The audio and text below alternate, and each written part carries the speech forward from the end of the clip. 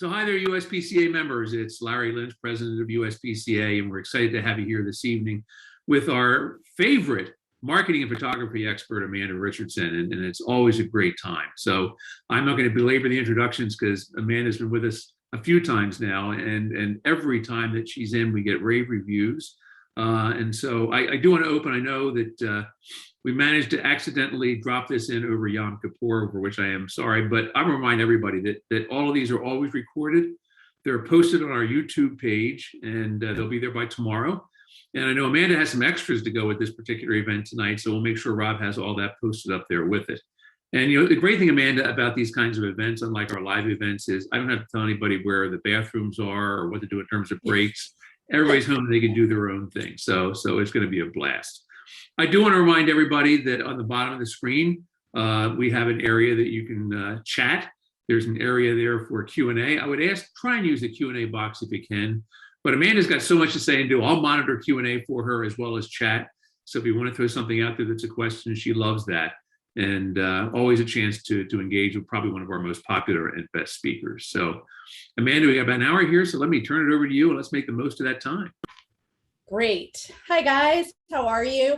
I am, as you know, I'm Amanda, and what I'm going to do, I'm going to kind of do away with a lot of the, formal introductions. I know you guys pretty much know who I am. If you don't know who I am, I'll get into that just a little bit here. But I'm going to share my screen. And I actually am going to start out tonight with my offer for you guys. And this is just for USPCA members. So, and I usually do this at the end, but I thought it would be nice to do it in the beginning so you kind of have in mind the type of services that I offer, and it just kind of gets it out of the way. But I wanted to let you know because there's only 2 spots left for my multi-branding sessions, which are the 4 and the 12, and it comes with all these things. And if you sign up by October 5th, you're going to get a studio style shot, which a studio style shot is something like this. And I also have slides at the end that also are studio style shots. And of course, my cursor isn't working. Well, and while you're playing cursor, man, you may want to just mention a couple of our members who have actually taken advantage of that because their websites look phenomenal.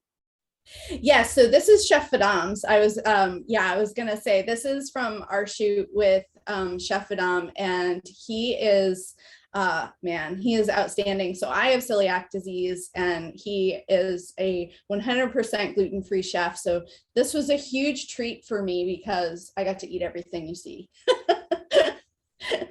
And that's not usually the case. So anyway, I just wanted to mention, so you will get one of those dishes shot for you. And, so I'm doing that just as a special offer for you guys. So if you have any questions about it, this slide is actually hyperlinked. So you can actually click through and it will go right to my calendar, and you can book a discovery call so we can chat about what your possible business needs are. So all right, let's do the fun stuff now. So if you don't know who I am, I have been shooting since about 2018. I have owned both a catering and an event business. And in 2018, I was diagnosed with uterine cancer. Surgery was curative, but I decided at that point in my life, I wanted to do what I had always dreamed to do, and that was photography. And so now I get to share my gifts with all of you. And I also, draw on my experience from being an event planner and also being a chef. I owned both a catering and personal chef business. So here's a few things about me, and I want to explain why I do this. So I typically tell you some fun things about myself because it helps us connect. So I love being barefoot, and so possibly some of you might love being barefoot, and that immediately gives you a subtle connection to me that you wouldn't necessarily have. And it lets us emotionally connect, as opposed to if we were to work together, feel less like a transaction. And so I want you to think about these things in terms of yourself and put yourself in this place, as opposed to maybe like what I'm sharing. But these are just fun things about me. I'm obsessed with cheeseburgers and Dave Matthews. And if I've seen him all over the world, I've seen him in Italy, I've seen him in Las Vegas, I've seen him in Boston. I'm just a crazy fan. So, and my husband allows it. So, so I'm thankful for that.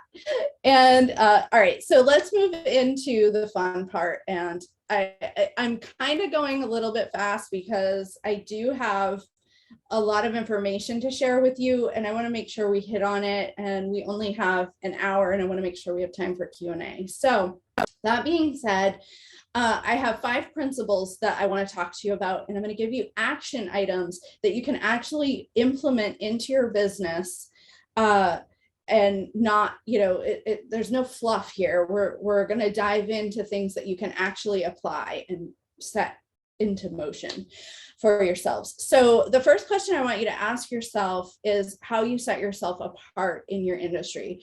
The culinary industry is super saturated, and it's really difficult to stand out. And so the first principle is how to get personal with your audience. And some of the, it's funny because I'm laughing because I put social media in brackets in here, because the first thing I wanted to tell you about was how to intentionally engage. And obviously we have to use social media, right? It's the necessary evil to our businesses. And it's there. If you're not on either social media, or at least have a website, then you possibly don't exist in the eyes of many, many people out there. So we have to engage, but we have to do it intentionally. And in order to do this, we need to make a connection.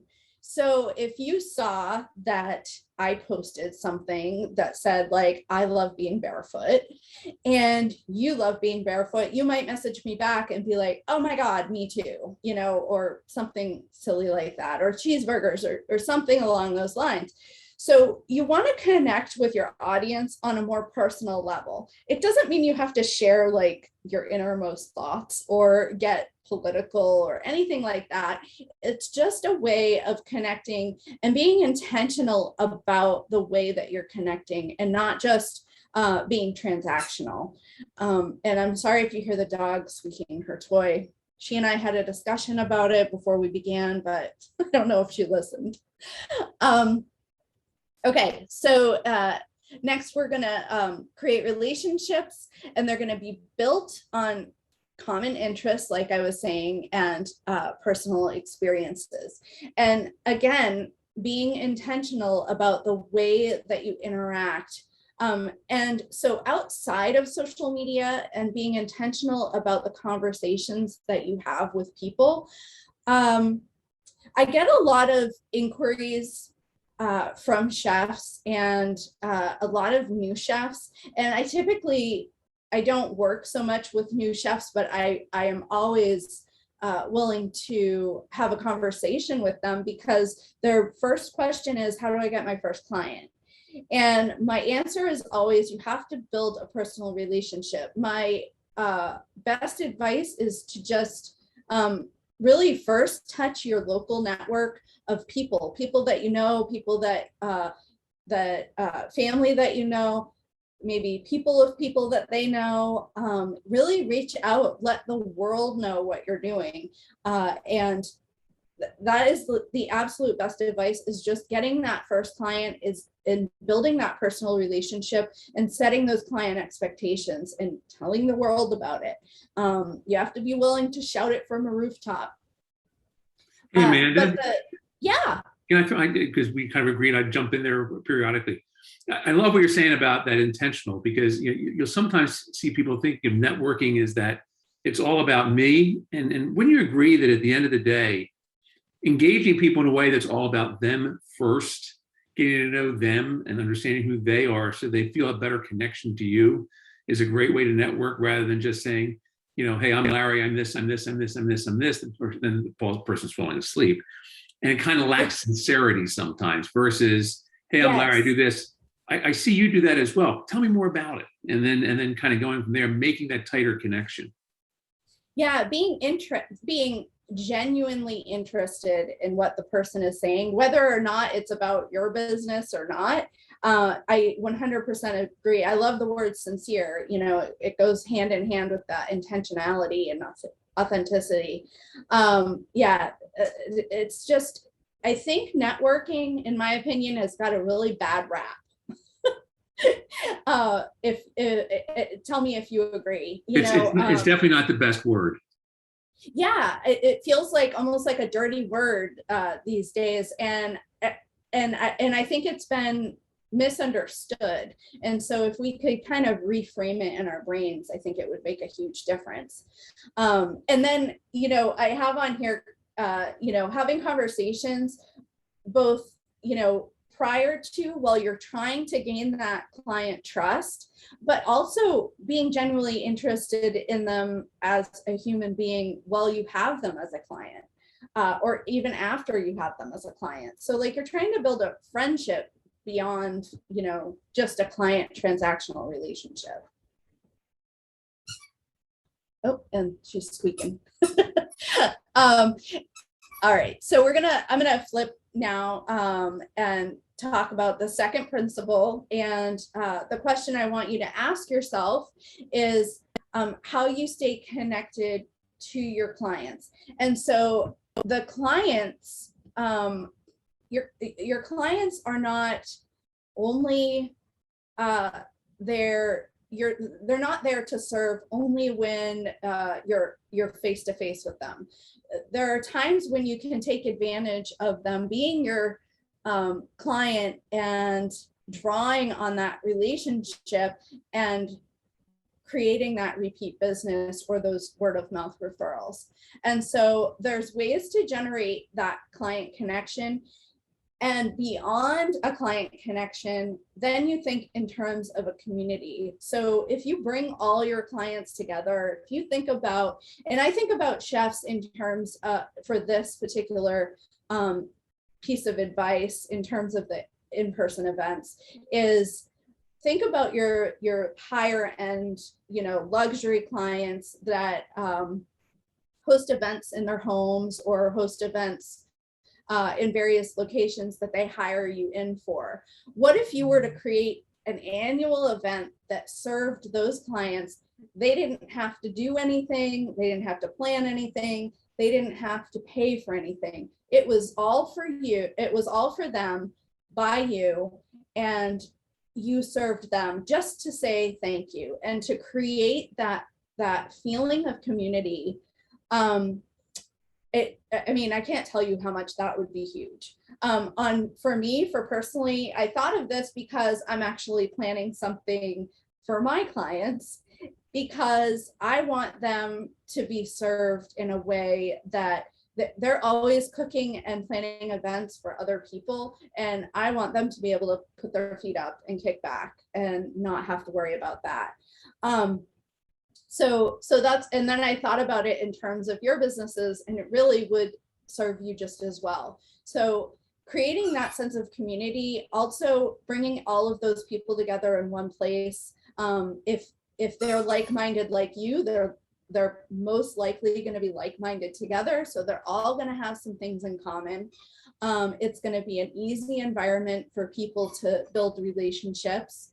And then at the end of the day, you stand out as a leader, and you really set yourself apart as an expert in whatever industry you're in. Beyond that, let's take a step beyond the in-person events. But I want to drill home the in-person events, because I think that and I know it's difficult with COVID, so please forgive me. I know that it's a challenge, but there are ways around it, as you guys are learning. So beyond that, let's talk about client Facebook groups. that's another way to bring everybody together in a community feel. And it puts you in a leadership role. It puts you in a position as an expert. So let's say let's refer back to Chef Adam again. He is a gluten-free chef, and he is a leader in his field. I'm celiac, and if I have a question, or if I were questioning like ingredients or something, he would be the very first person I would call, because he's established himself as an expert in that way. So a client Facebook group is great. I don't personally have one. I have been asked to do one. I have, had requests in the past, and I personally don't have one because I always want to serve everyone that I work with on a very personal level. And I'll be transparent. I'm just so busy that I don't think I could serve my clients well in that manner right now. So I'm hoping to do that at some point, but it's just not in the cards right now. And then finally, cooking classes are another great way to relate to your clients. I put paid on there, but I personally wouldn't recommend them being a paid thing. I would think it would be kind of like the in-person event.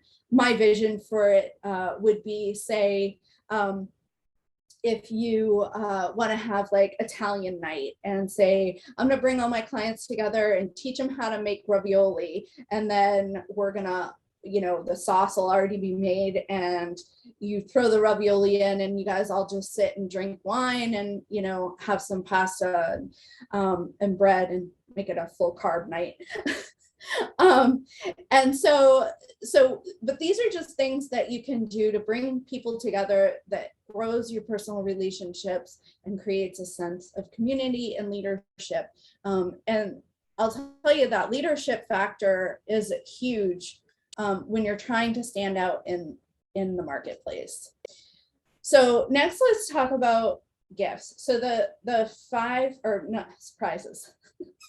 I guess I skipped ahead. But the third principle is think about how you surprise your clients, or do you surprise your clients? Because surprising your clients really starts to exceed expectations. And that's actually the third principle, is exceeding expectations. And so when we do this using gifts, it doesn't have to be anything crazy or expensive. I'm not going to tell you what my gifts are, because if you ever become my client, I want it to be a surprise. But I do gift things to my clients. I do it. It's not always the same. It's, I try to be as personal as possible with certain things. So I like to mix it up a little bit. But if you're thinking in terms of a culinary experience, and I did used to do this as well. So I'm going to give you an example. Back in my catering days, I actually did a intimate dinner party for a group of people. I'm trying to think, it's been a long time, but it was a couple, and then I want to say like 4 or 5 couples. So, it was about 8 to 10 people. And anyway, they were pretty luxury clients, pretty high end. And they were super, super into wine and pairing wines.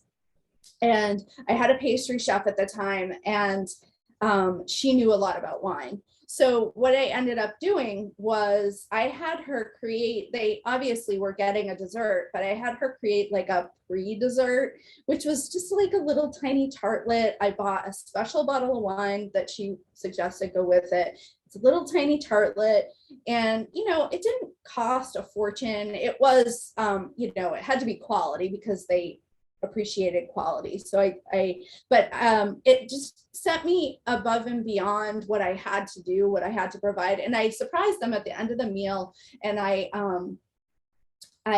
brought my pastry chef out and had her, explain why she chose the wine and the pairing. And so it just kind of, if you think in terms of food, and I always joke with my family that I say I love with food, because I still, love food.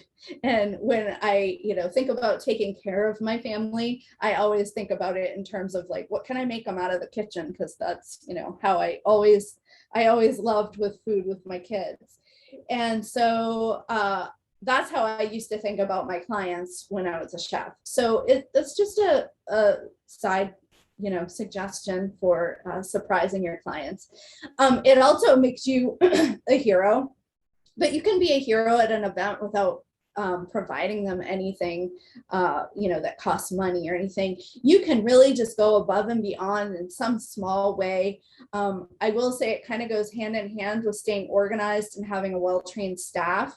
That is being a hero in the food and beverage industry.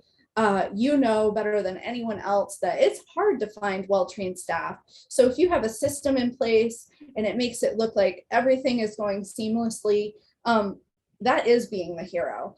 Solving a problem for your client, noticing something before it becomes a problem, and making sure that it's solved for them. Those are things that really stand out, and it creates the word of mouth referral because you're in front of all of these people. It's not just about the client you're serving. Being in front of these other 4 to 5 couples, that's the best marketing exposure you're going to have all year, is to be in front of those other people because they might want to book you for their next event. So really think about that. And then, again, educating.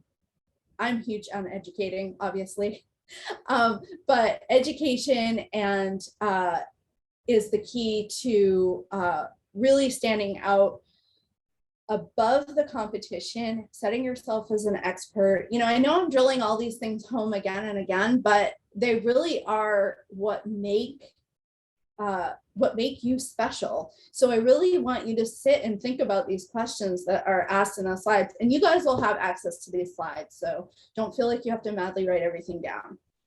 One of the things, Amanda, that I know I run into, and I remind our members of this periodically when we send out extra information, is you talk about, you're right, be an expert. And that expert can go beyond just what you do in the kitchen. And I always remind people that you want to get to that point where you become, it can sometimes be a trite phrase, but the trusted advisor to your client base, where they tend to come to you because they trust you and ask you questions that's outside of what's on the menu for tonight, or can you do this for this particular party? But that comes back to that sincerity, that, that quote unquote networking, all those things that build to that point where they would never go anywhere else for something because their trust in you is so high.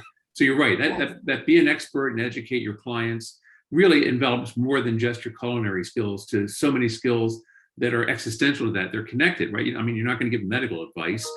You might, but most people won't. Right. but other advice around it. So for example, we'll send out things periodically about food recalls. And so what a great chance to engage your client in a conversation. That can lead to other kinds of conversations, but ultimately, maybe they will call you up eventually and say, gosh, all this other stuff, what about COVID? What can you tell me about that? You never know where it can go, but that's when you've hit on all cylinders. Yeah. Oh, absolutely. And, not to drill too much on the education piece, but before, during, and after, I put on there because, it's not, when you educate your client about anything before the event so that they know that you set that expectation for them, but then that's when you can be the hero and go beyond it, because you've set the expectation and now you can take it a step further during the event. And then after, educating them on whatever they need to know to follow up, or it leads to another event, So yeah, I can't stress enough setting yourself apart as an expert in whatever little, and that leads to that word of distinguishing yourself and, niching down, because defining who you are and knowing who you're talking to, it all wraps together. So, and finally, just leading with gentle authority, being a gentle giant. Your tone inflection is a huge part of how you guide and educate. So even how you speak to your staff is vital, so that you are seen as, the cool one in the crowd, and not somebody with their hair on fire and screaming at their staff behind the scenes and then trying to be nice to your client. It never goes hand in hand very well. So let's talk about the fourth principle. Sorry. So what do people say about you / your brand? So actually, what people say, a brand is pretty much defined as what people say about you when you're not around. So flip the side. So what people say about you is when you're not around is the way that we can educate by reputation. And this is really about the repeat business. It's really about the word of mouth referrals that you're trying to get. And, I don't buy into, like, I don't want to make it sound negative, because I don't mean it in a negative way, but I don't think that you have to have 1 million followers on Instagram to have an incredibly successful business. I think Instagram and Facebook and all of those sort of social media outlets, they can be a support, they can be social proof, they can be what people who are already interested in you and your business and your brand, they can be what that is referred to. So you want to stay present and you want to stay consistent, but you don't necessarily need to have that mass crowd, because when you have that mass community, it's like putting a billboard in Times Square. Yeah, millions of people are going to look at that billboard, but how many of them are going to actually have the common interests with you that are going to make a difference in your business? So I would rather talk to and personally connect with and spend my time and money and energy connecting with people on a personal level. And so, the way we do this is to make sure that we're telling everyone what we're doing with our business. We want to make sure that the right people are hearing those things. And that ultimately gives the expectation of the experience that those future clients are going to actually have a result in. So just make sure that you think about your reputation as you're going forward. And by that, I mean just staying authentic and being transparent and making those connections. If you can think about networking as connection instead of, that negative connotation that it's adopted, I think you'll be much better off. All right, so fifth and final is, are you committed? Are you committed to your social media? Are you committed to your business? Are you committed to your client?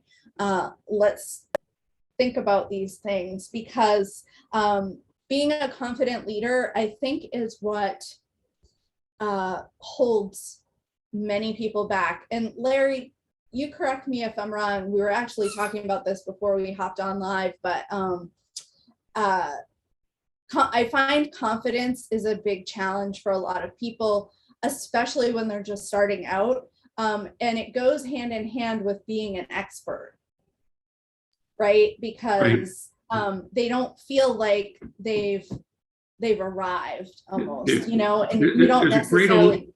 There's a great old saying called "fake it till you make it." Yeah. Now, obviously, there's some things you can't fake, right? In this industry, if you can't cook, you're going to be in big trouble.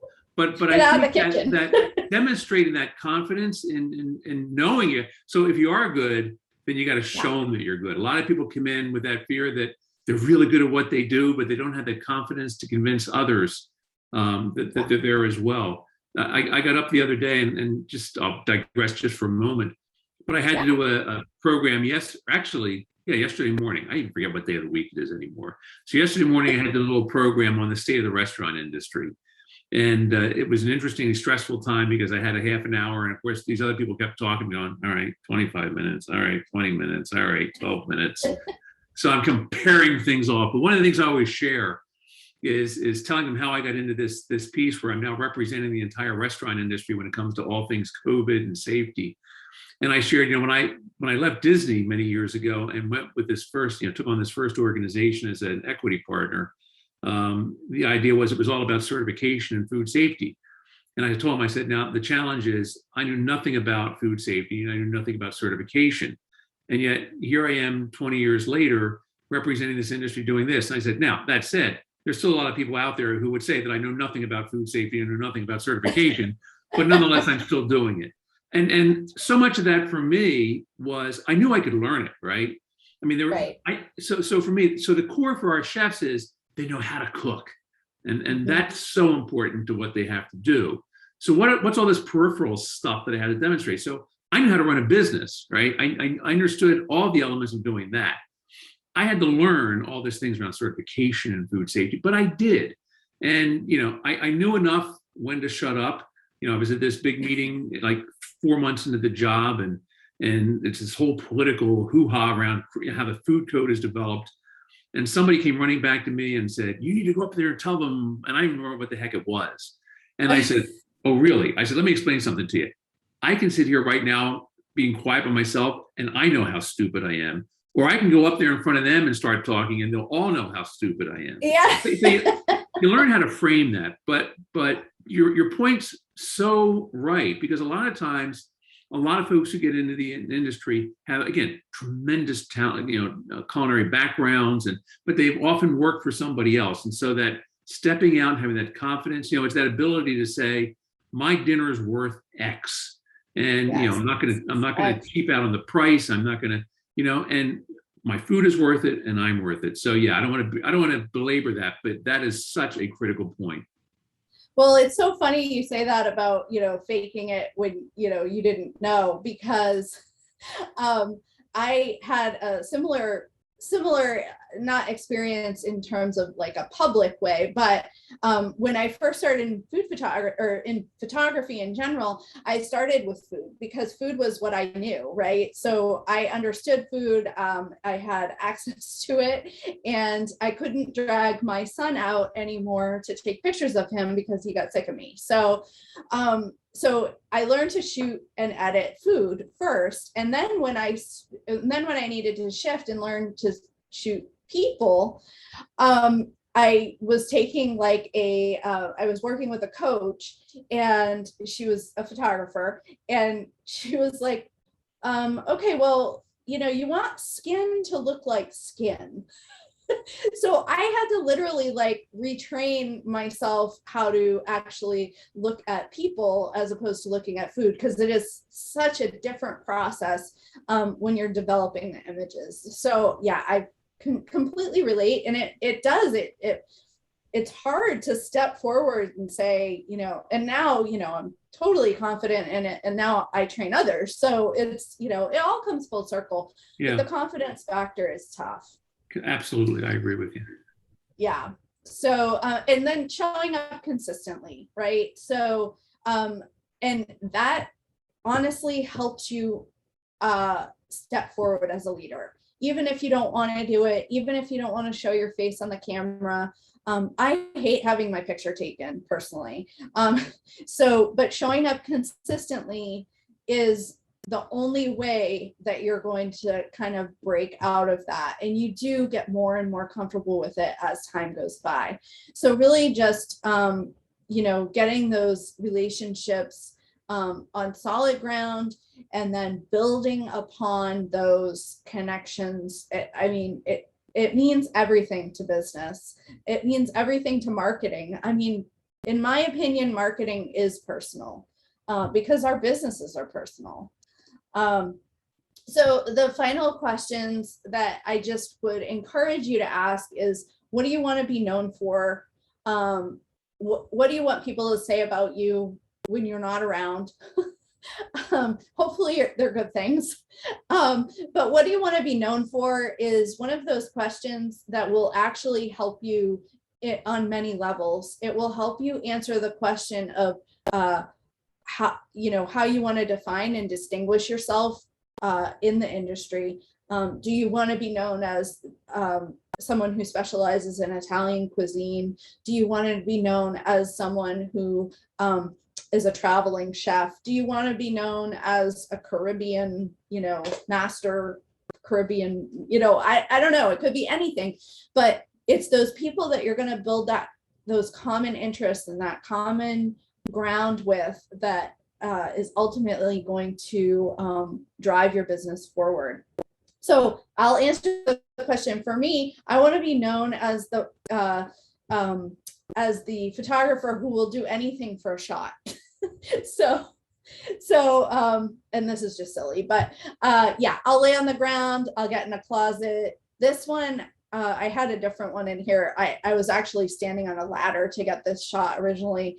And so, I just thought that was fun to throw in there. But I ultimately want to be known for, the photographer who can shoot delicious, delicious food and make people feel good about themselves. And really the mission of my business is really just to see others succeed. So you have to know what the mission of your business is, again, what you want to be known for.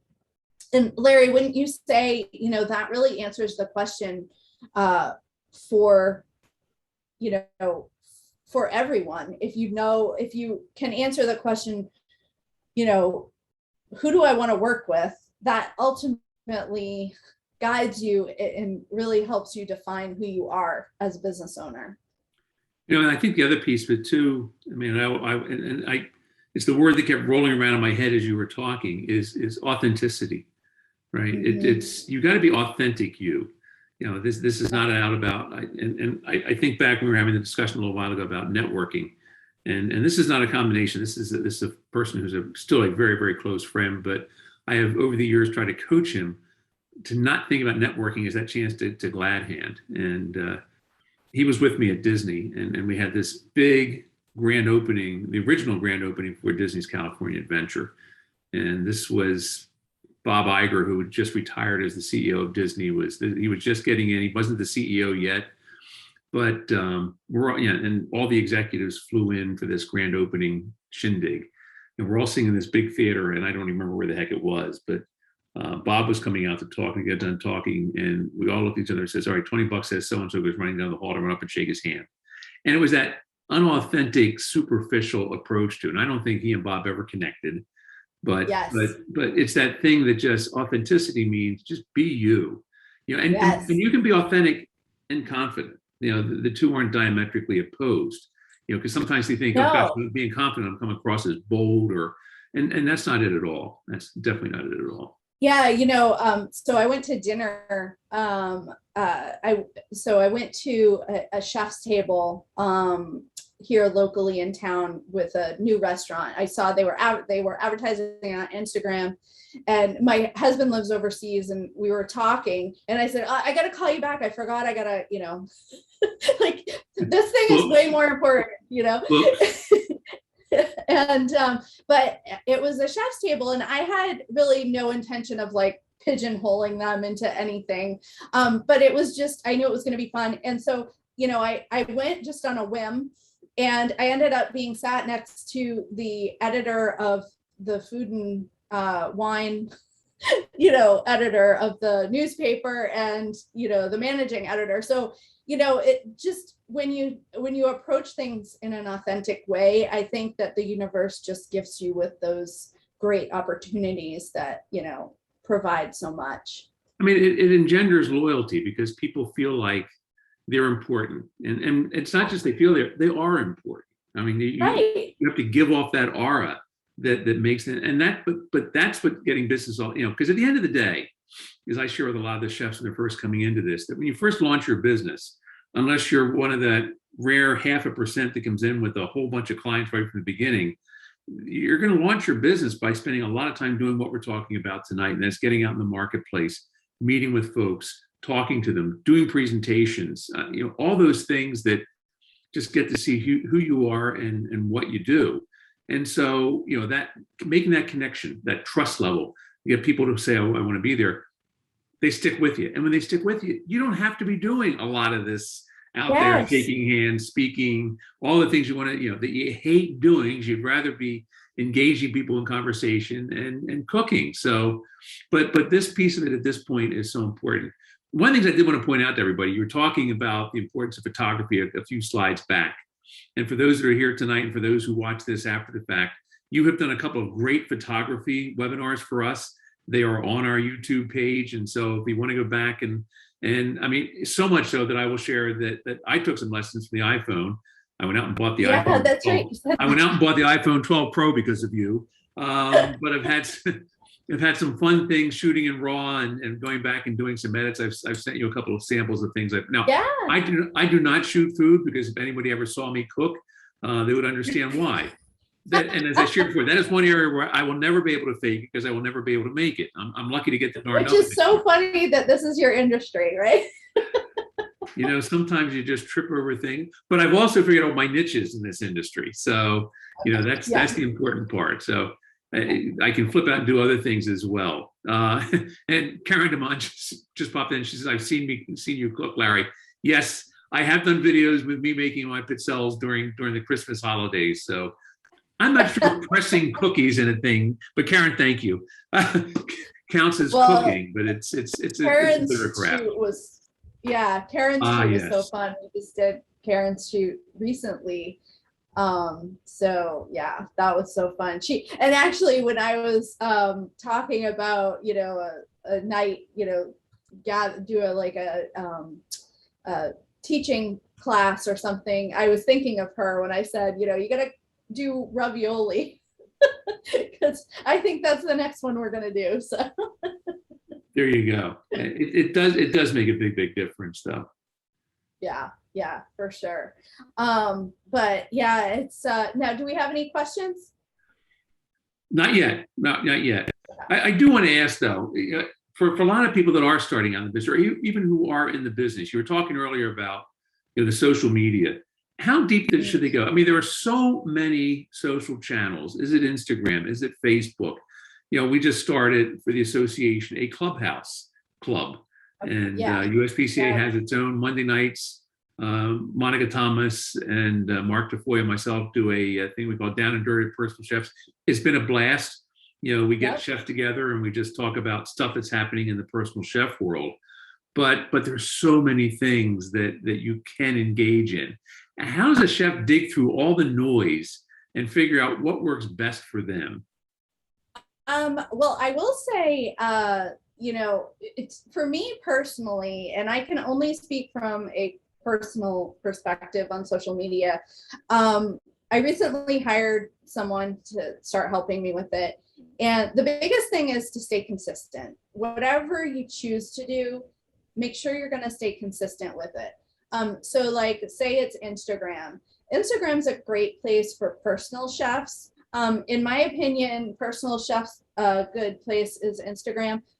For restaurants, I find Facebook is more popular. I think people search out like hours and stuff like that on Facebook for an actual restaurant. But for personal chefs, I find because they can share the images, now we're getting into like, oh, it's all about video and all of that.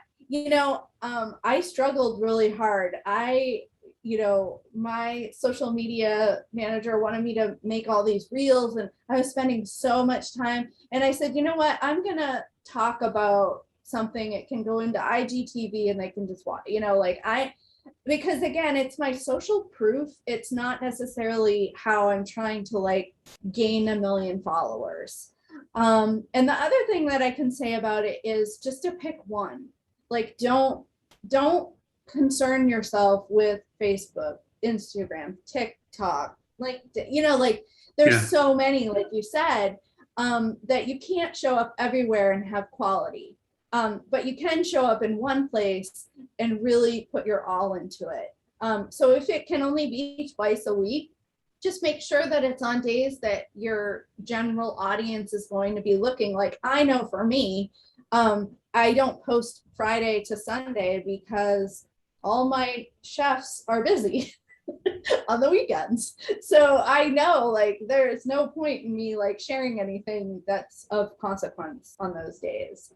So you just have to really, that's again about knowing your audience too. That's a good point. It's a real good point. And the other piece of that too is even if they don't reside on that particular platform, you can point them there. Clubhouse is a good example. I will admit that I don't have time to be on social media anymore. I mean, there was time I did, there was Twitter, there was Facebook, all the good stuff. The one thing I never really engaged in ever was Instagram, because I didn't do a lot of visuals. But Clubhouse ties itself to Instagram. So suddenly I found myself communicating, and we've had a blast. I mean, we've met new chefs. We brought in members out of Italy. The early part of October, one of the chefs from Italy is going to be in Jacksonville, so I'm driving up to spend some time with him and just kind of catch up a little bit. But I discovered in order to communicate with everybody, I had to get on Instagram. So now I've got one more platform. I got to remember. I got to find them. I got to go look at this. But if people point me there, right? They say, "Oh, if you want to learn more about me, go here." At least I have a login. I can go check it out, and if that connection's there, it's worth doing. But I think you're right. You can get overwhelmed, and I think that's where a lot of people get concerned. Is I've got to build a website. I got to get a Facebook presence. I got to do something on Instagram. If you feel like dancing, get on TikTok. And I may not know TikTok. I just think of TikTok as a goofy dance website, or goofy dance. I should say. I don't have it. My son is 21 and he doesn't have it. He said, "Mom, don't do it." He's like, "I can't even." He's like, "I won't even put it on my phone." So I'm like, okay, well, I feel okay about not being on it. But no, I think that again, like you said, if you point them to it, it's just your social proof that you exist. It's not necessarily, but on the other hand, when you are, creating that social proof, you want to do it in a quality way. You don't want to just throw anything up there. So, and that's where working with me after you're a newbie, like beyond, once you've been in business, you've established yourself, you know who you want to be, then you start thinking about, pictures and how you can really strategically put that marketing campaign together, probably on a quarterly basis. So, yeah. And without getting too technical, we did this in a couple of the earlier webinars, which I'm going to refer everybody back to. But how deep do people have to get into photographic equipment? I mean, again, for me, it was, I'll go out and buy the 12 Pro and asked you what's the best editing tool that I could use, and started playing around with it. I mean, shouldn't chefs feel comfortable that pretty much what they have in their pocket should work to get them started? I mean, they can work with you and others to obviously take it to another level, right? But at least to get the ball rolling, good quality, you can come out of, for the most part, with what you have in your pocket today. Yeah, I mean, it really is. I mean, the phones do a fantastic job, like you said, to start out with. Once you start crossing that threshold into, crossing over into from like a business owner to more of that CEO feel where you're going to be running your business more than cooking in it every day.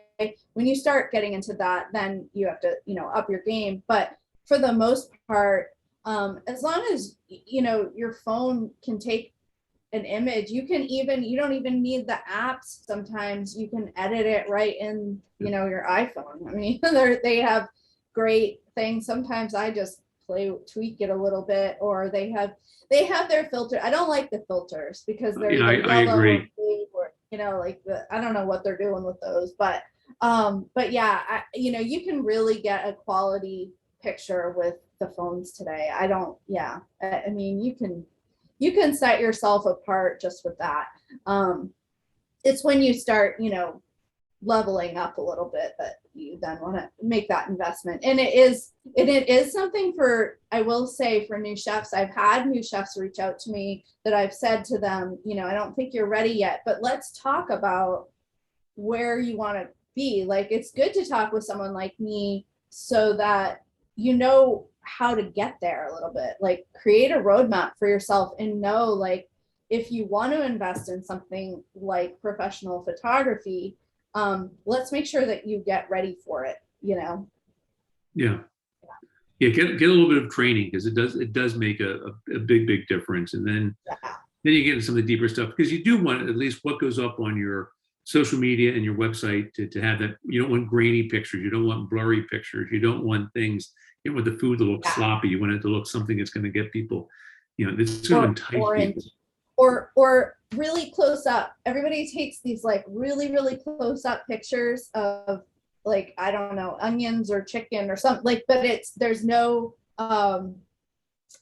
contrast of anything else. You can't distinguish anything else on the plate. It's just like the food is really zoomed in. That's one piece of advice I would give to anybody, is just back the camera up just a little bit. You can always crop, right? Yeah, I would rather see you like pull it back and then crop in, with the camera, with the phone, once you take the picture, than to but have perspective of the plate or the table or something, even if it's just half of it.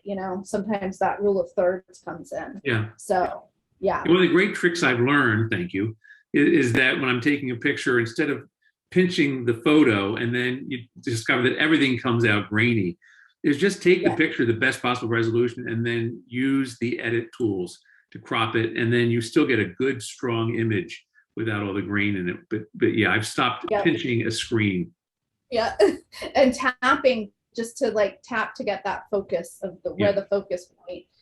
So many people don't even know to do that. You just tap and the little tiny yellow box shows up, and it will just make sure that it's zoomed in on that. Well, and it'll sometimes change the lighting around it as well, so that it'll adjust for. So if it's dark right here and you touch it, it lightens up, and it's fascinating stuff. So, well, that'll be our next upcoming iPhone program. But I know we're getting close to the 1 hour mark. One of the things I did want to bring up too, and I think this is important because we talked about authenticity before, but a lot of what you're talking about here too is the essence of what is brand.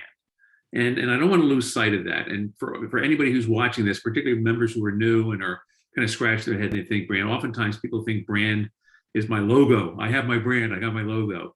You have an embodiment of what you think is your brand, but everything you're talking about here, all that authenticity, that trusted advisor, like I was talking about, what you were talking about with that connectivity with people, every bit of that is that brand. It's that thing that touches the hearts and minds of your client base and your potential client base. And so, kind of thinking about that for a moment, how do you kind of roll that all up so that particularly you, who is a branding expert, can get people to the point where it kind of simplifies it a little bit?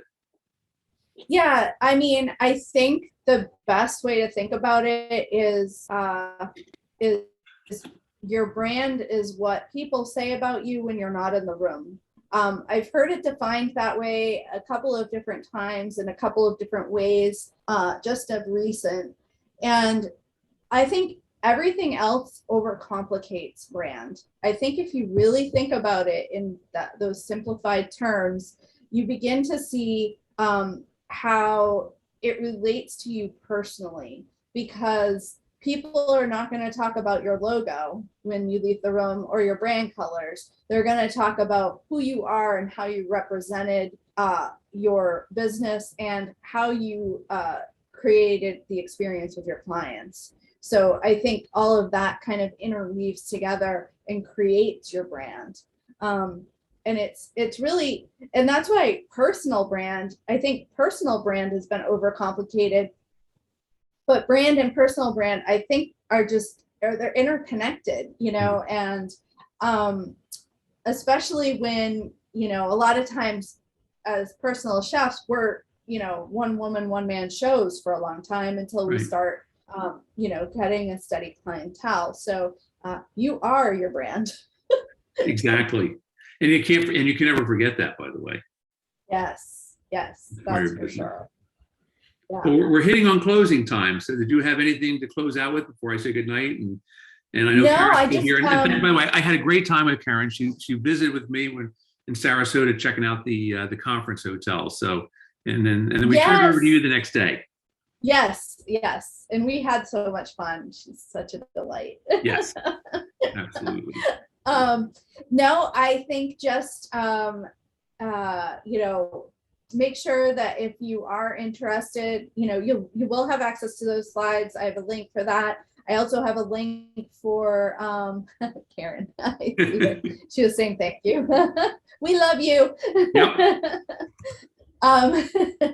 And have access to the slides, and then also I'm going to offer a digital copy of the Raise Your Brand magazine that I also publish.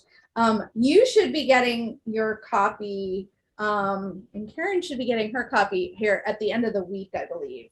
Yeah, I'm looking forward to it. Yeah, I think it was supposed to come today, but mail. I mean, you never know. Never promised the U.S. mail. Yeah. Well, I actually sent through UPS, but because I wanted a tracking number for all of them. Okay. In that case, I'll be watching outside the door. Yeah, but they did send it to the PO box. So, okay. Then I'll probably have a little check with us thing when I've got to go check mail tomorrow, so I'll find out. Okay. Well, cool. Let me know if it's there.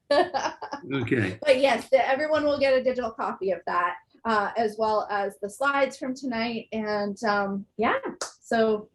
and we can link that in YouTube as well. Absolutely. So and of course, we'll have LinkedIn. We will have YouTube linked up. See, I told you there's too many of these platforms.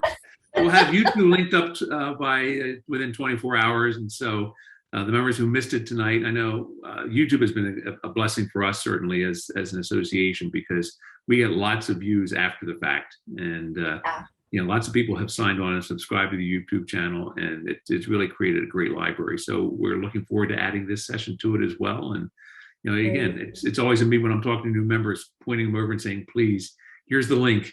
Go check out Amanda. And so that's a good thing. All right. Great. Well, Amanda, it's always great seeing you. Really appreciate your time tonight. It's always a fun hour. And it flies, right? I'm looking at this clock and saying, I can't believe it's that time already, but it is. So I know, and I think last time we went way over. So. We did. So we're on time this time. Yeah. We got it right. Yeah. So good seeing you, and we'll get the follow up. I'll let you know as soon as we get it all posted. And as always, my sincere thanks. Great. Thank you. All right. Thanks, Karen, guys. Thank you as well. Take care, guys. Bye-bye. All right. Bye.